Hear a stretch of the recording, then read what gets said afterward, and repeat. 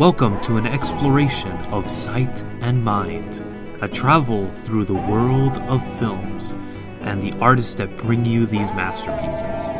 Do you love films, directors, actors, cinematographers, editors, composers, or any of the hundreds of artists that bring you these feats of art? I am Luis Lacau, your host into the world of films, your guide to Manbitesretro.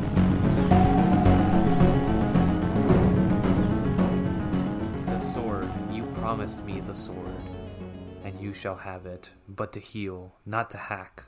Tomorrow a truce, we meet at the river. Talk is for lovers, Merlin. I need the sword to be king. These are one of the opening lines of Excalibur, one of the best Arthurian films ever made. 1981 classic film, and I have an amazing guest with us today, Neisha M, your geek mom. Hello, everybody from Diversely Geek. How are you doing? Yes, and today we are going to be talking about the fairy tale of Excalibur. You use that term very loosely, fairy tale. Well, I'm not sure that's how I'm going to describe this retelling of the story. This retelling, yes, it is a little bit more high fantasy, I think, but I'm going to go with that, yeah. But Excalibur, the story of Excalibur, sure, is a fairy tale in its essence.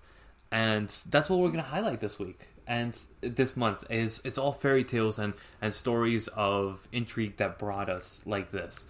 Arturianlegend, of course, if you haven't checked out Cellar Door already, please do so. This week we actually just dropped the episode which we discussed Tolkien and where he drew his influences from and where he came about with the stories that we love so dear.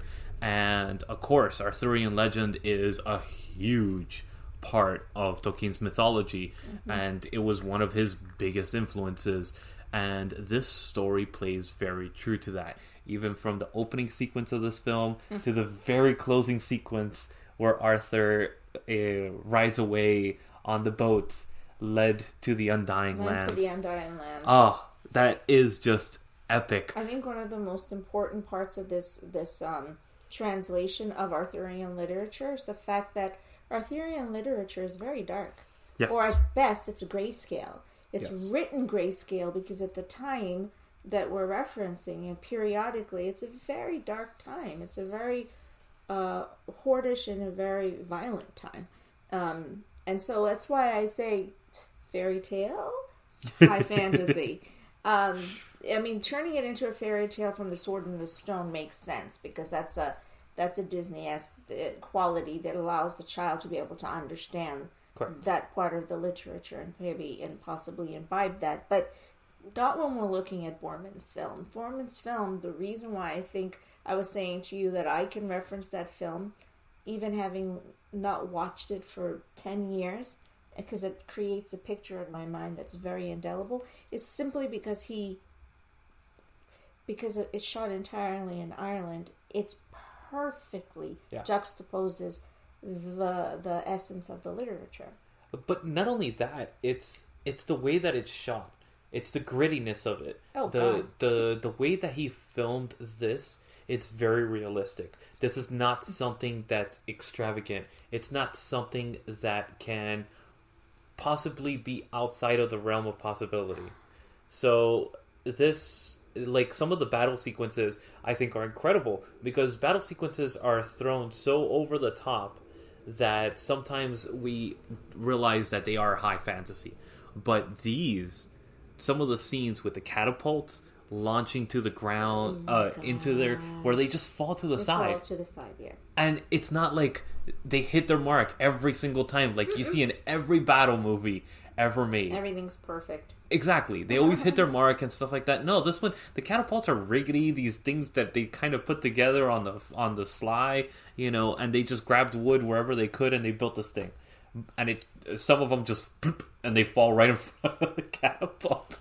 And it's just fascinating to see the realism shot on film that this one does. It's one of those things that, yes, it could jar you because we're so used to the perfection and precision of these huge battle sequences. but you could also see how effective these battle sequences are on a smaller scale, which is reality. Because honestly, Middle Earth, that's all these other stories and stuff like that. We have to understand that all these battles weren't epic battles.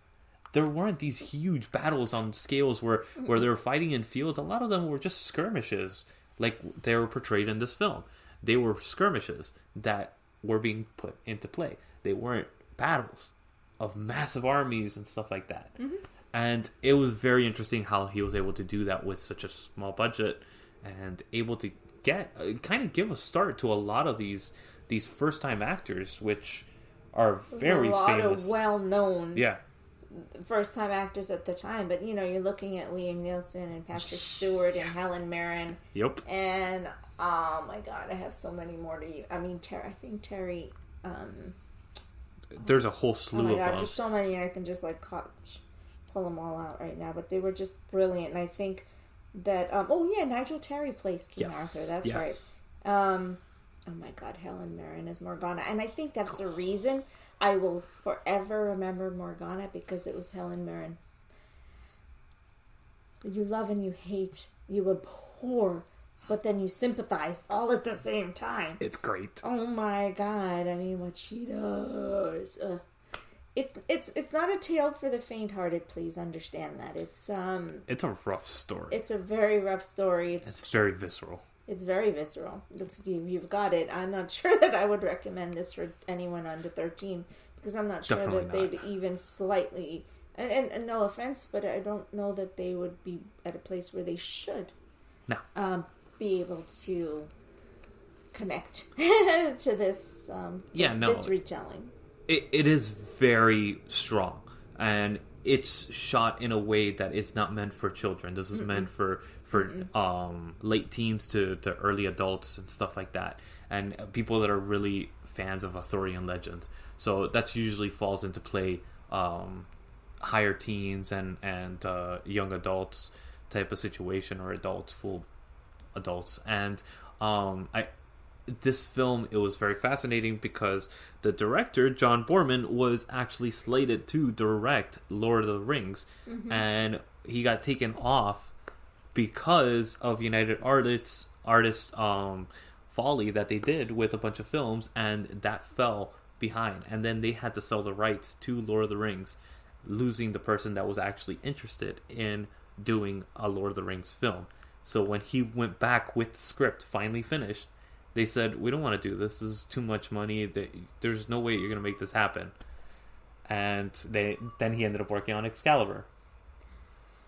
Which, I mean, it was a huge, huge, huge film success for the time that came out. And then, I mean, I think partly due to the fact that it was really well marketed. But it was well marketed, surprisingly. Extremely.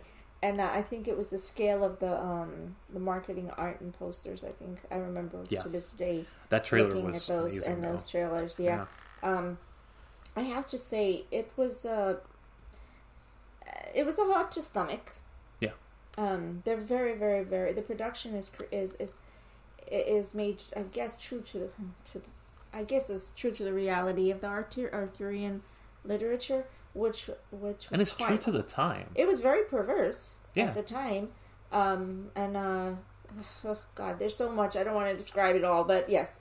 I mean, it goes back to being completely visceral, and honestly, the fact that a lot of the scenes are done the way that they're done is on purpose, because that's how the times were. It's very much like Caligula. It's a very hard film to stomach through, and it's a very hard film to actually really sit there and enjoy it full through. Like Caligula, exactly. Because it's so realistic to the time.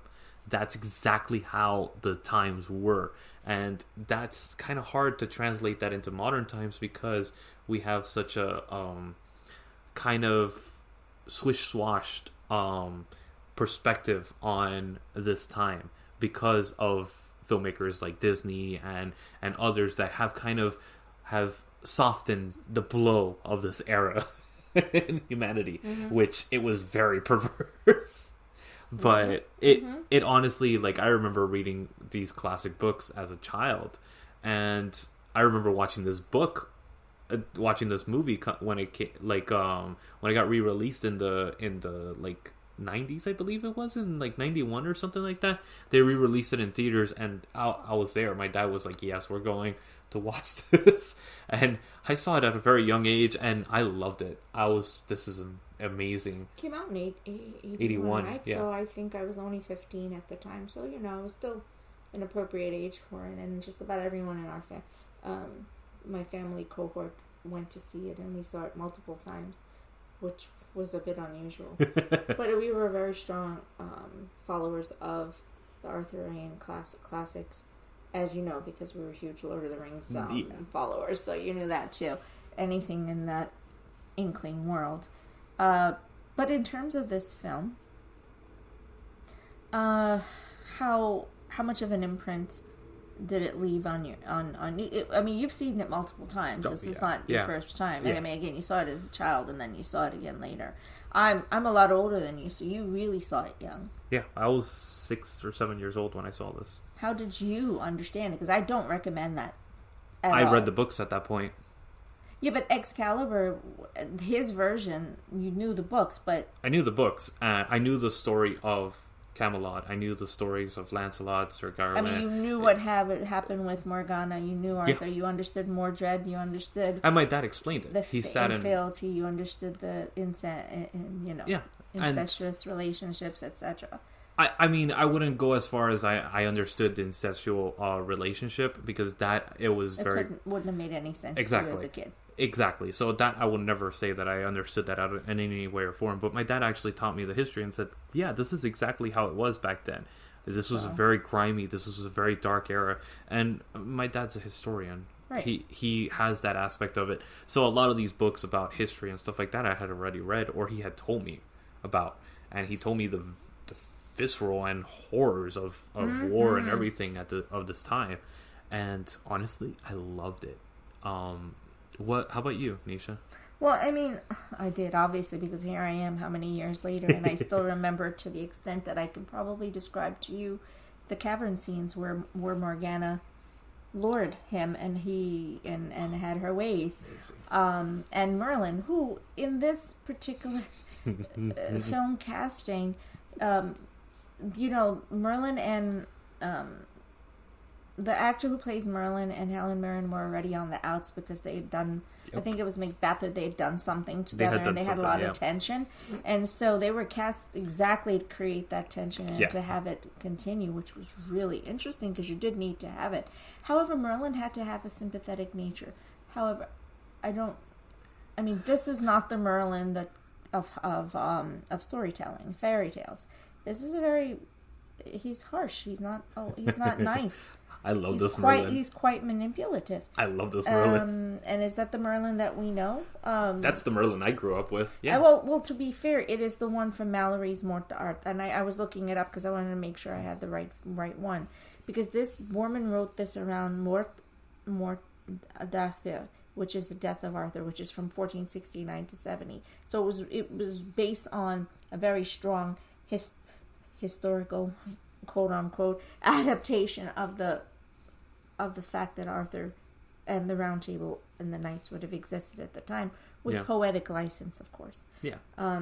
But really, what they were saying at the time when it was written as a referendum on the Arturian legend, but also about the cycle of birth and death and life and decay and restoring it again, right? Mm-hmm. Which is what the representation of the wizardry and the sorcery is the fact that you can reach in and you can undo or untether the effects of birth and death. And that is what Morgana is just looking for validation. Yeah. She's just looking to well, she's looking for revenge too. But first it's a human connectivity. She's just like, look, I want someone to say that I have value here, that I have worth here. That, she's lost everything. I'm right, exactly. She's lost everything, and everything was stripped away from her, and she's dealing with that loss. And I think that is a very important part of this film, because that's what happens when you leave something in your wake. And yes, as much as we want to shy away and and move away, and we're not our parents' selves, or we're not image of our parents, but the actions of our parents reflect upon us always.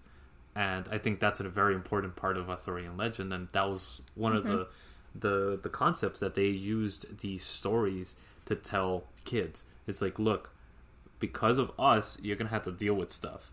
So this is the way that you're going to have to deal with this stuff in the future. A lot of these stories are meant to be kind of like, look, guys, this is what you're going to deal with. Surprise! No, exactly. Exactly. It's really interesting, too, because it's very intentionally written and filmed to reflect one age, but really its setting is a completely different age. Because you can't reflect the Dark Ages. Like I said from the very beginning of this is how it's filmed. The scale is gray and dark scale, right? I don't know technical terms. Oh, it was. But it was filmed to reflect the Dark Ages because it was the Dark Age of the mind and the heart. Yeah. Because of the retelling of the violent. I don't want to say just thoughts, because there's an actual graphic, a word for that particular type of graphic writing. Can't think of it right now. But at the same time, you have all of these, all of these soldiers in armor and chainmetal that really reflects the Iron Age. Mm-hmm. So there's an anachronism, or like opposites, basically. Which kind of goes back to the high fantasy aspect, and that's... It's kind of like this ageless era, and it is a thing of myth, and that's the main thing that you kind of get the impression of in this film, that this is all myth, that this is all legend, from the kind of blurriness that you see in the film to the music, which the music is one of the most eerie things that you could hear in a soundtrack.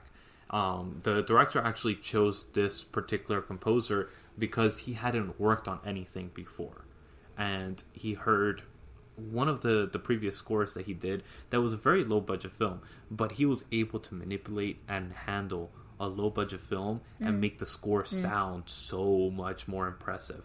And he chose this particular composer because of that, and his view on this is incredible. Like that music, that like kind of sense of dread in the music, the classical sense of the music, is just awesome. His use of Wagner and so many other composers in this is Wagner's amazing. Not my favorite, but it made sense and I think because it has a very dense emotive nature to that type dark. Of work, and because it's so dark. I love her music though. Wagner's work is reflective of very, very, very dark times. So hello, we know that. But I think that I would easily watch it again, and I would be just as appalled. Yeah, you would. Because it's very, very translatable. I think it's one of those films that has unfortunately, I hate to say it, but it has a very timeless nature to it, because it's still reflective of whatever generation you're in. Yeah. Oh God, I swear, all I could ever do is feel sorry for Mordred, because I'm like, this poor child. He's stuck between a rock and a hard place. You know, no matter which way he looks. Creation, literally a creation, a tool, nothing more than a tool. And he's used like that he's raised like that as a child. So you could imagine his... Yeah, I'm shaking my head, yes. I mean, that scene where he's on the throne, that reminds me of Caligula, 100%. Because Malcolm McDowell does the exact same voice and everything on the throne. Like Joffrey in Game of Thrones. Yes. I actually thought that, as a side note, that George Martin must have really emulated this particular style to be able to create GOT, even in the writing, because he actually does take a very strong Arthurian fundamentalist view for the way that he writes, which is why I have a difficult time with it, because it's very dark. It's very dark and it's painful. Yeah. And as an empathetic person, it's a difficult thing to get through. I got so mad. This movie gets me mad because there's so much ridiculous postulating by the Knights of the Round Table and the Knights in general. And I'm always thinking, God, man, you wrote them. But I guess that's realistic, according to the tale, because they were really easily dumbfounded. Yeah. I felt so. And I mean, look at the scene where he meets Lancelot, where Arthur meets Lancelot and duels with him, and then he calls upon the powers of Excalibur and breaks Excalibur in the midst of doing this, and realizes what he did, though. Which, that is one of the most impressive scenes. That scene, when it was playing, I was like, oh my God, this is amazing. It gives you chills just hearing the quote that he says, that he goes, I can't believe this. I broke this magical tool. I've what do you call it? I've actually failed at being your king. And he realizes this. He becomes self-aware for the first time. And he realizes, like, oh my God, I let the power get to me, like so many others have before me and my father. But then that's where he makes a different pact, is that he realizes that he was becoming his father, and he changes himself. He changes gears 100%, and he turns not into his father, but into Arthur that we know as a legend, the one that creates the Knights of the Round Table. The Round Table symbolizing complete equality amongst everybody at that table. Not really. Well, but for the time and the era that it's set in, it was still going to be a doministic or autocratic society. But some level of equality. It was the closest to equality that they could could give be. at that I mean, time. Guinevere was an extremely accomplished, and so was Morgana, very accomplished swordswomen and warriors. Yeah. And so we do get to see that, which is refreshing, but I'm not sure that it's highly reflective. In the original Arthurian legend, and probably what it was referencing, you did have some level of equality in terms, or equity in terms of power, because women actually were trained to lead. They were shield maidens. Exactly. Yeah. You got it. So, and that's what, we do get to see that here, which I do. Yeah. I really love the fact that we get to see that. And as a matter of fact, if we didn't see that, there would be no film at all, because you have to see that quiet power. Yeah. And I love that she becomes self-realized enough to say, okay, this is not, no, I'm more than this. I'm also better than this. I don't like the retelling of mixing Morgana and Morgause, because I think that they were different characters. They had different policies, yes. But that's okay. I agree. But it's what happened. It's what happened. But it's very hard to introduce another character that's only there for a short period of time. Yeah, I know. And they really kind of just shine over her in the books and everything and the legends. So it's kind of Morgana is the tool that was used to made by her completely. So but it was just very kind of in the books. It was kind of laid as like, oh, this is something that's happening, and it's mentioned in like 5 sentences. Don't you think that Maleficent is a representation of Morgana? Oh yeah, 100%. Yeah, without any question. Yeah, I always wanted her to be redeemable. You could kind of sense that there was a moment of redemption there, and then it was lost. And it goes back to something Merlin says in this film, is that where there's always good, there's always evil. Mm-hmm. And there's always a balance. Because without a balance, there is nothing. But he is so hell-bent on believing that she's the evil. He's so hell-bent on creating this cycle of... I'm not sure if it's a cycle of... Let's see if I say this correctly.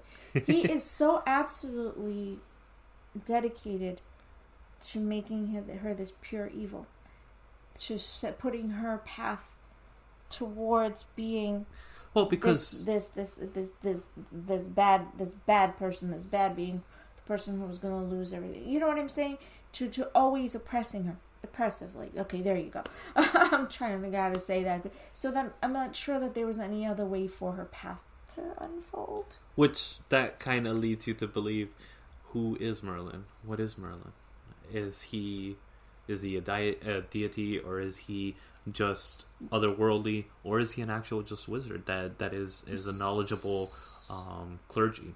Well, I think this is where it crosses over with the Valinor, and we're looking at now at the Tolkien ideology. Oh yeah. Because for me then, as a 15-year-old, I had the wherewithal to be able to look at it and see, because this is 81. We'd already read at this point the Silmarillion. We'd already read. So I could see that the parallels and think to myself, okay, I'm just going to group him as I'm not going to idealize. I'm going to group him in the terms of this type of a being. I grouped him with Gandalf. Yeah. And even Sir Ian McKellen actually stated that he based his portrayal of Gandalf off of this film. That is where he gets his kind of like sarcastic, witty, and dark humor to his character in the films. So, because there's some scenes in this film that I didn't realize it until now, after seeing Lord of the Rings so many times in the last couple of years, and it's like, wow, that is a clear cut portrayal of Gandalf. I mean, that is this sarcastic, really dark humored wizard. But he's written that way. Yeah. So we do get to see him. He's actually more crass and dark humored than we even get to see from Ian McKellen, which is okay. Yeah. But we do get to see it in Sauron, which I like that part of it. I'm like, at least I'm glad we get to see that, because they're not equanimous, and no, either are they. What's the word now? They're not always nice. So yeah, exactly. They're not, and then that's the Merlin So I'm equating him to be one of the original 5. What are they called again? Istari. So I thought, in my brain, at that age, he's one of the Istari. Yeah. And this was just Boorman saying, I'm going to create Merlin as one of... Because he had just spent the last 7 years of his life writing Lord of the Rings. On it, exactly. Yeah. Which never happened. So I was like, oh, okay, now I get it. Yeah. And now I get it more because I'm older and I never really had time to really look back at things and understand it more. So no, that's how that's, for me, that's why I did fall in love with it, very much so. Yeah. And it's outside of my wheelhouse, but yeah, it is. Okay. Yeah, it is. What's, if you had a favorite moment or a favorite scene or a favorite character, whatever the case is, something that you could pinpoint that you really admire, and the first thought that goes through your mind when they mention this film, what is the first thing? Okay. You know the scene in the forest when Guinevere has to get rescued? Yes. Rescued, quote unquote. I'm like, yeah, right, sure, okay. I do love that scene because it's light, because he changes the lighting, and you're having the forest scene much brighter. Yeah. And she's like, oh, I don't need anybody. I can do this. I don't need anyone to come to my rescue because I'm more than capable. And I think it's a great scene. Because I have to reflect. I haven't seen it recently, so. So I'll throw mine out there real quick then. While you think of yours, mine honestly is Lady of the Lake, when she raises her hand for the first time, and it comes out of the water in very slow motion, and you see the sword. Come out, and then her hand holding the kilt of the sword. Yeah. Oh, well, that's from the trailers. Swell. Oh my god. Oh, that scene just blew my mind watching that as a kid. I was like, oh my god, that is amazing. Yeah. And every time, the 3 times that she comes out enacting each of the acts of the film, she's the catalyst for each of the acts of the film, and it's just incredible. I love that aspect of it, the fact that the Lady of the Lake is giving the sword to Arthur. And then at the end, where he has to throw it back in. Yeah, I was going to say, whether he deserves it or not. Well, I think he does. And then when he doesn't, he breaks it. Exactly. So when he alters and moves away from his planned destiny. This was the one absolute film in which I really had no love for Arthur. Really? Mm-hmm. I loved his character. No, well, the character's great. The acting is amazing. Terry does amazing. I have so much frustration that I think that's what it is. The whole time I'm like... Well, the more you read Arthurian legend, and the more that you learn about Camelot itself, it had so much potential and could be so much more, and it could be taken as what the United States gave the opportunity to when it first started as well. It gave that opportunity of freedom, that opportunity of representation for all, and that is our idealistic society always. And I think that Camelot is the embodiment of that. Is the fact that it could have been so much more. Mm-hmm. I think that's what I'm talking about, is that whole frustration. That it could have been taken that much further, but it wasn't. Yeah. Honestly. Yeah. Well, I mean, the fact that Genevieve sits next to Arthur at the round table, and all the maidens sit next to their knights, gives that kind of sense of equality, for that time especially, was rare. And especially that time in storytelling, which storytelling at that time, it made women out to be the villains in every story. I mean, this does too, to a certain extent. The downfall of Camelot and everything is because of the love of Genevieve and Lancelot. Guinevere, sorry. And I was like, hey, we have a new character, yes. No. Well, it's because she was in a bad relationship. No, she was in an abusive relationship where he was king, not husband, which they mentioned that many times in the film. And even at the very end, which I think that in itself is something way ahead of its time in the film, is where he said, no, I'm not going back with you. I'm not going to do this again. Yeah. You are a king. That is who you are. That's it. And I am me, and I have this sword for you. But that is the extent of what I'm going to help you with. Everything else is up to you. And that is incredible. The fact that she was able to make that decision. That's what I was referencing. I think that it's her growth, and it's that in the 80s, 1981, we're only just coming into our age, where we're discussing that level of equality, that he was willing, and he'd been writing this film for a while, so it's not like it had just happened either. It was it was in the making for a very long time, a decade, if I'm not mistaken. So that was something that was already a strong fundamental principle for the writer. So I appreciated that. And that is why I referenced that even before the sword coming out of the lake, because it was something that was important. It was a lesson that was important. Yeah. But it was sad. Yeah. At the same time, I wonder if we were to put this into a re-release run in the theaters right now, how well would it be received? I think it has a wide audience, honestly, but I think that because of its visceralness, it's going to be shunned down by a lot of different groups because they don't see it for what it is, and they don't look past some of the sequences. And unfortunately, that's what's happening with a lot of art now. Even as visceral as it is, a lot of those films and stories have a purpose behind those visceral scenes. And people don't see past that, unfortunately. Well, it's hard to, because of the empathetic nature of the viewer. Yeah. It's very hard to be able to digest this type of visual language. So, I understand that we don't have to see always like what's perfect out there, and we shouldn't. We have to see what's reality.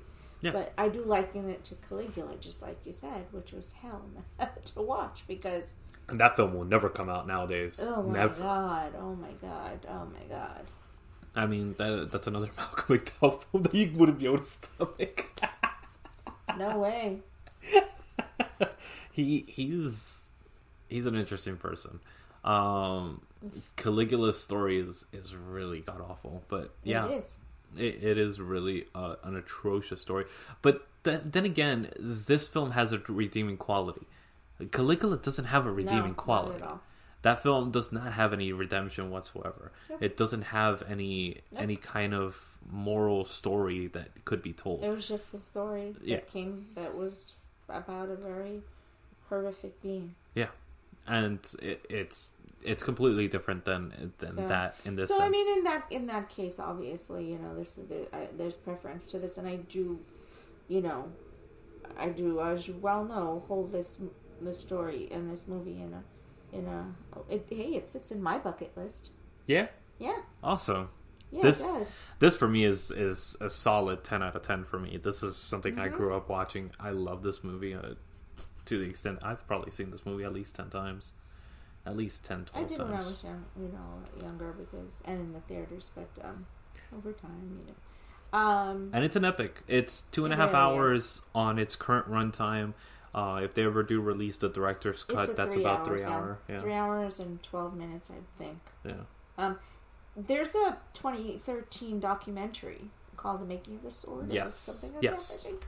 That's Making the Sword. Making of the Sword. I'm pretty sure that you should watch it. I would actually watch the documentary if you've never seen this and you're younger, from a more recent generation. Watch the documentary first, then go see the film. Yeah. Because it's, I'm older, right? And I keep saying that for a reason. It's because I came from a generation of film that was very different. Yeah. And film was not PC back in the day. I mean, Monty Python. They reference, literally, there's scenes in this that reference Monty Python. That scene through the pillaged land and all that stuff. Yeah. And are you going to oppress me? I want to be oppressed. Oh my god. I was like, I love this. But how many people are going to get that type of humor? Nobody, yeah. It's very difficult to understand. It's Benny Hill slapstick. Yeah. Which you'd be amazed at that I love Benny Hill because I got it and I understood it. But it wouldn't stand up today. No. And that's why I would say anyone who's watching this, even though we're both giving it great accolades, I recommend you see the documentary first so that you can be ready. Because it is not easy to digest film. No, it's definitely not. So. But definitely recommend it. Did you have any other closing remarks that you wanted to bring up? No? That honestly wraps it up for me as well. This is, for me, it's a very, very good film. And it's something that definitely stands the test of time, amazingly enough. It definitely holds up still.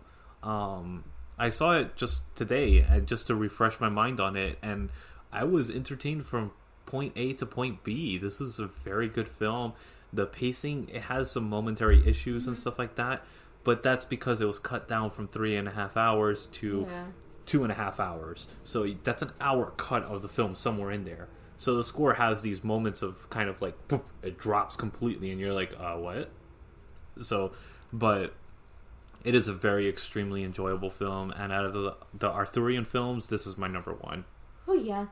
As a matter of fact, I would agree with that because of how